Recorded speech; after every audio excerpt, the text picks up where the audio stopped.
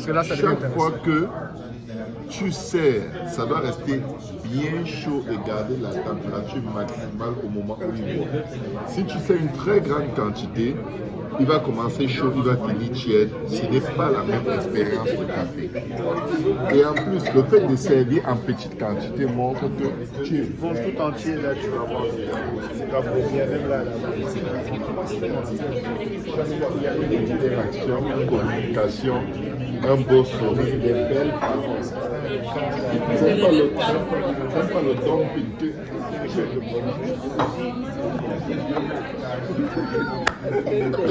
Pardon, chacun va se voir cette télévision, c'est bon. C'est mieux. tu as 6 avec moi, je En tout cas, vraiment là. Amen. Des fois, je parlais pas de ça. Mais Appuie ici, juste prends 3 photos. Tu appuies sur ça, prends la photo. Je te laisse. Ouais. Ce sont des conseils. It was like mixed emotions because, you know, bad guy. We were so happy to give you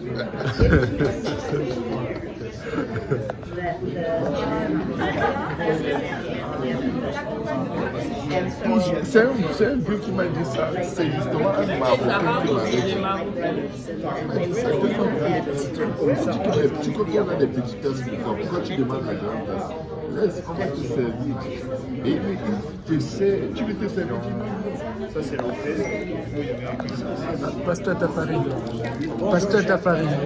Est-ce que vous avez été béni par l'enseignement sur la sanctification aujourd'hui? C'était plus que béni. Qu'est-ce que vous avez retenu? J'étais édifié, c'était magnifique et j'espère que ça va être une session 2. Ok, si vous aviez un message pour les jeunes gars et les jeunes femmes de l'église de la Salle aujourd'hui, votre église, qu'est-ce que vous leur direz par rapport à ce que le bishop a prêché aujourd'hui? Ça commence par l'amour. L'amour. La sainteté, c'est l'amour en premier. Ça commence par notre cœur. Si on a l'amour pour Dieu, ça va nous pousser de vouloir faire plaisir à Dieu par la sainteté.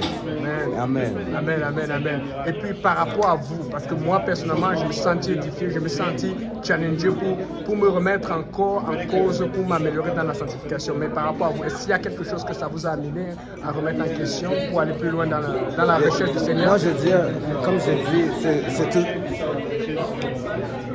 Ouais, c'est fini.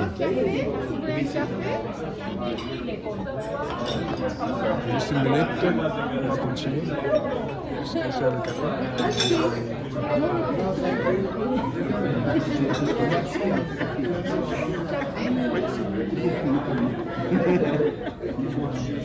On a parlé de la modestie. Moi, on est modeste, on va le dire. Pardon.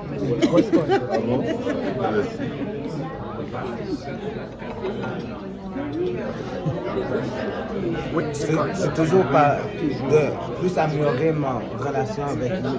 Combien d'années de mariage? Le plus que je l'aime, le plus qu'il va me pousser. ok. Même dans ce temps-ci, on va toujours avoir la difficulté parce qu'on vit dans la chair. Et parce qu'on vit dans la chair, on va toujours avoir la combat, la chair et l'esprit. D'abord, c'est de vraiment pousser l'esprit pour que ça édifie mon esprit.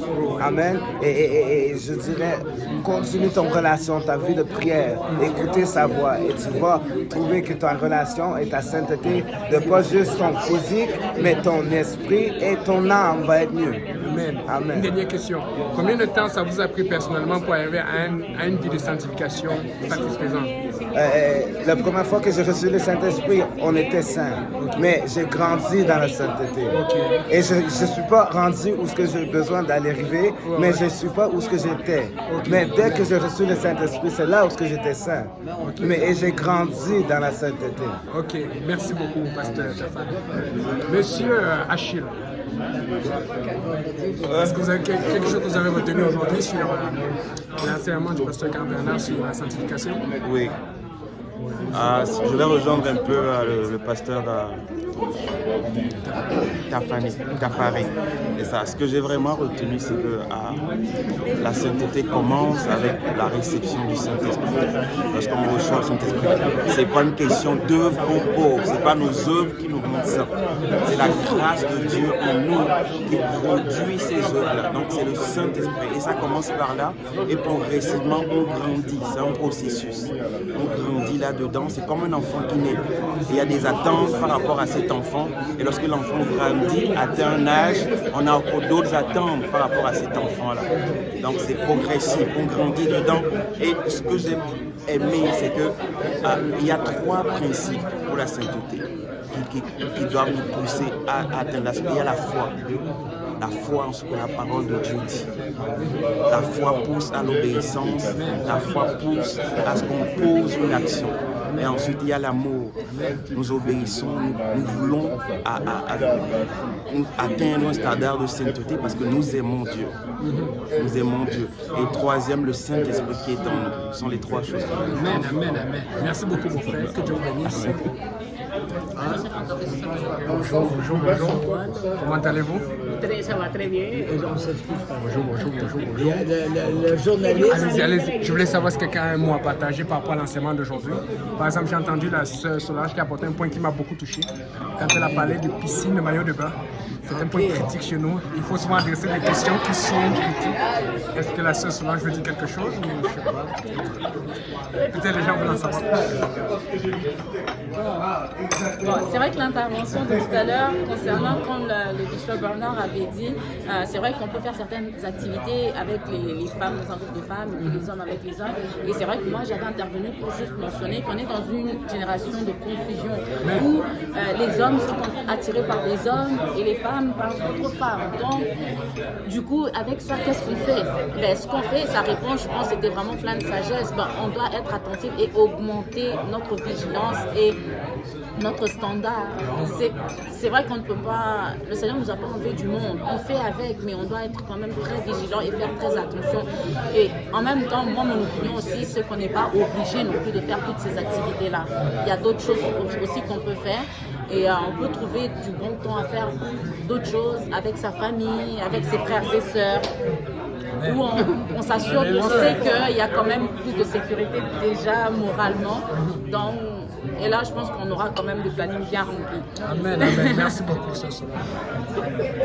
Pasteur Jean-Yves Barbosa, moi j'ai une question d'un tout autre sens. Comment vous avez fait pour gérer les questions? Moi je trouvais ça très intuitif, votre raisonnement de prendre cette question qui se ressemblait et de la formuler en une question. Moi je n'aurais jamais pensé à ça. Comment ça s'est venu? Est-ce que vous avez préparé ça ou c'était par le Saint-Esprit? Comme d'habitude, sur le Saint-Esprit.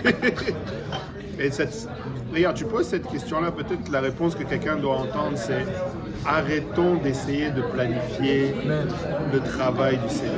Quand je dis planifier, c'est dans le sens, vraiment soyons guidés par l'Esprit. Et le problème, les gens se perdent parce que quand on dit par l'Esprit, c'est comme s'il n'y avait pas de schéma. Il y a un schéma, la parole de Dieu.